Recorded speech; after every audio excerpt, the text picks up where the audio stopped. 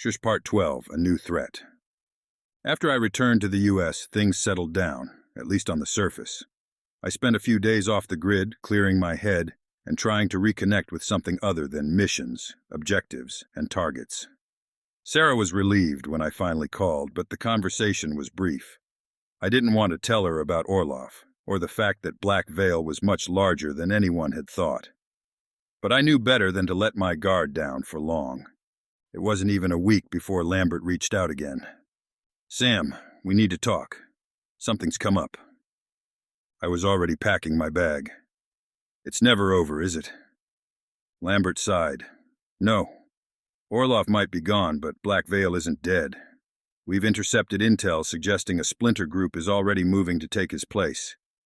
This one's worse, Sam. More organized, more dangerous. Who's running it?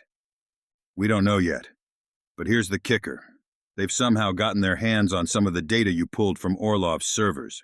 They're calling themselves Dusk Circle, and they've been recruiting some of the most dangerous operatives across Eastern Europe. The new leader, whoever they are, is moving fast. We need to stop them before they can rebuild what Orlov started. I'd seen this pattern before. Cut off the head, and a new one grows in its place. This was no different. But now, I wasn't just going to chase ghosts. I was going to end this for good. "Where do I start?" I asked. Lambert sent me a set of coordinates. "Berlin. Dusk Circle's running a covert operation out of a high-security facility. We've got a lead on one of their top operatives. Take them down, and we can start unraveling the whole operation." Berlin. The game was starting again. Part 13. Into the Shadows of Berlin. Berlin was a city steeped in history, a crossroads of espionage where the lines between ally and enemy had always blurred. As I touched down under the cover of night, I felt a familiar energy, a city where secrets thrived and shadows were plentiful. The facility Lambert had mentioned was hidden in an old Cold War safe house, now repurposed by Dusk Circle. My mission was simple: infiltrate, extract information, and neutralize any high-value targets. The operative I was hunting was known as Karina Volkova, a former FSB agent who had defected to Black Veil years ago. She was one of Orlov's top lieutenants and had now taken up a key role within Dusk Circle. I made my way through Berlin's industrial districts, where the safe house was buried beneath layers of security. Volkova was dangerous, but so was I.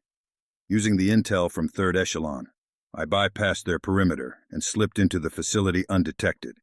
The place was a fortress, armed guards, encrypted communications, and heavily fortified rooms. But nothing is impenetrable. As I navigated the corridors, I tapped into their surveillance system. Volkova was in a secure room with a small team of Dusk Circle's inner circle. I needed to move fast. When I breached the room, Volkova didn't look surprised. She knew someone would come, just not how soon. "Fisher," she said, her voice calm.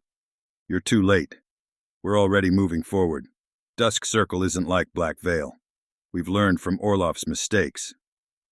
I didn't give her a chance to finish. After a brief but brutal skirmish, Volkova lay unconscious on the floor. I pulled the hard drives from their systems, loaded with everything I needed to bring Dusk Circle to its knees. As I was about to leave, I noticed something strange on one of the screens. Coordinates to a location in North Africa. Volkova hadn't just been running operations in Europe. Dusk Circle was preparing something bigger. Much bigger. Part 14. Unraveling the Web. Back at the safe house in Berlin, I decrypted the data I had pulled from Volkova's system. The scale of Dusk Circle's operations became clear. They weren't just rebuilding Black Veil. They were expanding it into something far more dangerous. They had contacts in military organizations, intelligence networks, and even private corporations. They weren't just interested in destabilization. They were after full-scale influence and control. But the most alarming discovery was their next target. Buried deep in the encrypted files was a series of blueprints for a high-tech weapons system. It was experimental, a hybrid of AI and autonomous drones capable of running covert operations without human oversight.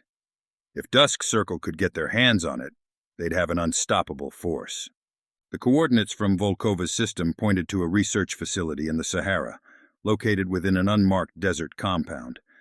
This wasn't just about taking out key operatives anymore. This was about stopping a weapon that could destabilize entire regions.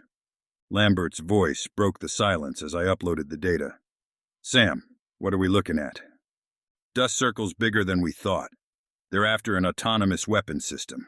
If they get it, they'll be able to run operations without us even knowing they're there. They've got a facility in the Sahara. I'm heading there. You can't do this alone, Sam. We're talking about a heavily fortified compound. You'll need backup. I've done more with less, I replied, already planning my approach. Send what you can, but I'm not waiting. Time was running out. Part 15. The Desert Fortress. The Sahara stretched out before me like an endless sea of sand and heat. The compound I was heading toward wasn't on any maps, but that didn't matter. The world's most dangerous secrets were always hidden in plain sight.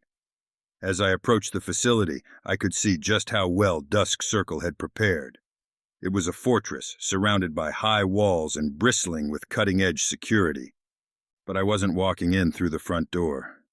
I waited until nightfall, using the cover of darkness to slip past their outer defenses. The desert winds howled around me as I moved closer to the compound. Dusk Circle's guards were well trained, but they weren't expecting someone like me.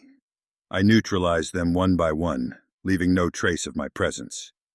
Inside the compound, I could see the prototype drone weaponry they had been working on. Sleek, deadly machines built for silent warfare. If Dusk Circle deployed these, there would be no stopping them. I made my way to the command center, where the heart of their operation was being run. The head of this facility, a man named Rashid Khan Yu, was an expert in autonomous systems. He was the one responsible for turning this project into reality. Taking him out would cripple Dusk Circle's weapon program. I hacked into their systems and began uploading a virus that would render the drones useless, all while moving toward the command center. Khan was in the middle of an operational briefing when I breached the room. He barely had time to react before I had him at gunpoint. "You think this will stop us?" Khan spat. "There are others. This is just the beginning." "It's the end for you," I replied, pressing the detonator on the virus. The drone systems crashed, and the entire facility went dark. Khan's operation was dead, but Dusk Circle wasn't finished yet. Part 16. The Final Move. Back at 3rd Echelon's headquarters, the data from the Sahara compound was analyzed. Dusk Circle was more resilient than any enemy I'd faced before. Every time I thought I had them cornered, they found a way to slip through the cracks. But now, we had their full network. Their operations, their leaders, their safe houses. There was one last name that stood out. Ivan Kovalchuk, a former Russian general turned warlord. He had been funding Dusk Circle's expansion, using his connections to fuel their operations. If I could take him down, Dusk Circle would be finished. Kovalchuk's base of operations was in a remote region of Eastern Europe, deep in the mountains. He was a paranoid man, surrounded by loyal soldiers and heavily fortified in a bunker that made Orlov's look like a summer camp. But I'd come too far to stop now. With 3rd Echelon's help, I infiltrated Kovalchuk's bunker. The operation was surgical, swift, lethal, and without mercy. By the time I reached Kovalchuk, he was alone in his command room, staring at the monitors that showed the destruction of his empire. "You think this will change anything?" he growled. "There will always be more. More like me, more like Dusk Circle." "Maybe," I said before firing a single shot. "But not today." As Kovalchuk's body hit the ground, I knew this was the end of Dusk Circle. The remnants of the organization would be hunted down, dismantled piece by piece. Epilogue. The End of the Circle. Back in Washington, I met with Lambert one last time. "You did it, Sam," he said. "Kovalchuk's dead. Dusk Circle is finished. We'll mop up the rest of their network. but the major players are gone. I nodded, feeling the weight of the mission lift, but only slightly. There will be more, Lambert. There's always someone else waiting in the wings. Maybe, but for now, you've earned some rest. As I walked out of the building, I thought about everything that had led me here. Love, Dusk Circle, Kovalchuk. They were all symptoms of the same disease, a world driven by power, control, and chaos. And as long as that disease existed, there would always be work for people like me. But for now, the shadows could wait. Mission complete.